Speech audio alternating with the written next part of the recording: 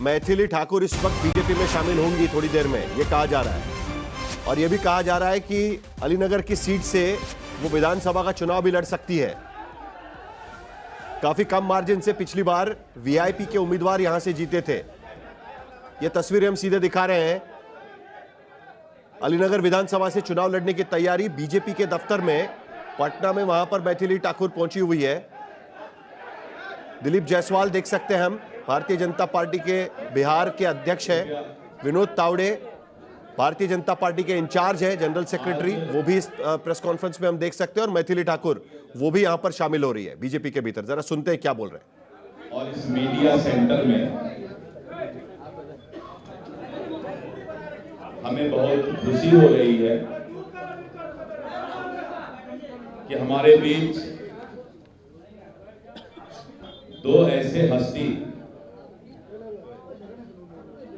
जिन्होंने भारतीय जनता पार्टी के विचारधारा को पसंद किया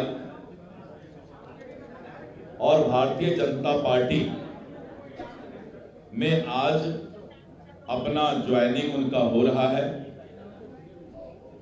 ऐसे श्री भरत बिंद जी हैं, राष्ट्रीय जनता दल से सम्मानित विधायक अभी तक थे और आरजेडी राष्ट्रीय जनता दल छोड़कर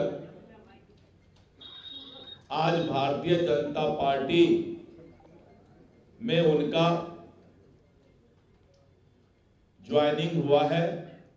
मैं भरत बिंद जी का जो भभुआ विधानसभा संख्या 205 से जीत कर आए हैं, मैं उनका भारतीय जनता पार्टी में स्वागत करता हूं। मैंने पहले भी कहा था कि करीब आधे दर्जन से ज्यादा विधायक जो इंडी गठबंधन आरजेडी और कांग्रेस से भारतीय जनता पार्टी में शामिल होंगे और हमारे दूसरे जो लोक गायिका हैं।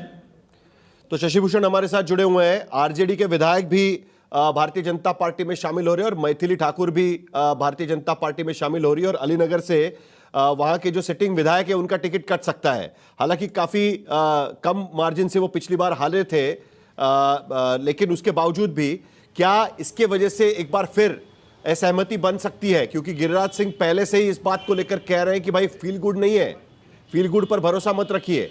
तो ये जो नया पैतरा है मैथिली ठाकुर को लाना पड़ रहा है, इसके पीछे क्या कारण लगता है आपको, शशि भूषण?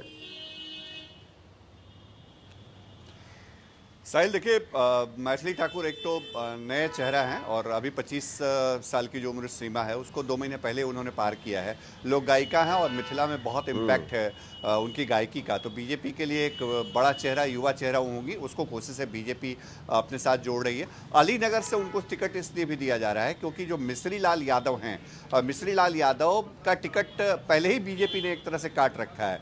आपको याद होगा जब 2024 में शक्ति परीक्षण हो रहा था बिहार में, जब नीतीश कुमार वापस आए बीजेपी के साथ, तो कुछ विधायकों की, जो सत्ता पक्ष के कुछ विधायक हैं, उनकी भूमिका बड़ी संदिग्ध रही थी वो शक्ति परीक्षण के दौरान। तो मिश्री लाल यादव की भी भूमिका उस समय बीजेपी ने उसी तौर पे उसको परखा था। तो मिश्री लाल यादव का टिकट पहले से कटना तय था, इसलिए अब उनकी जगह मैथिली ठाकुर अलीनगर से रिप्लेस करेंगी, ये तय है। और भरत बिंद जो ज्वाइन कर रहे हैं आरजेडी के, वो पहले ही आ चुके थे एक तरीके से, अब ऑफिशियली ज्वाइन कर रहे हैं।